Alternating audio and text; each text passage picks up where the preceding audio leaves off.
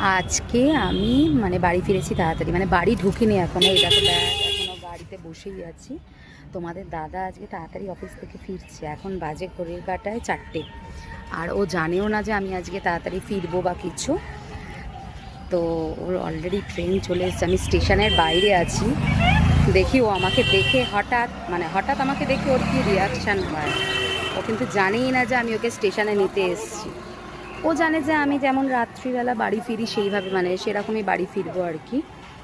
তো আমি ভাবছি যে ওর কি রিয়াকশান হয় আমাকে দেখে, সেটা তোমাদের সাথে শেয়ার করব। দাঁড়াও, ট্রেনের তো আওয়াজ পেলাম, এসে গেছে, মানে ট্রেন ঢুকে গেছে স্টেশনে। এবার দেখি। কিছু সারপ্রাইজ হয়েছিল কিন্তু দেখাতে পারিনি, গাড়ি চালাচ্ছিলাম জানো। তুমি কি সারপ্রাইজ হয়েছিলে আমি এসেছি যে? হ্যাঁ, আমাকে বলেইনি। তারপর বলছি গাড়িটা ডিস্টার্ব করছে, আমার দেরি হবে ফিরতে। এখন কটা বাজে ঘড়ির কাঁটায়? 4:30 বাজতে চললো।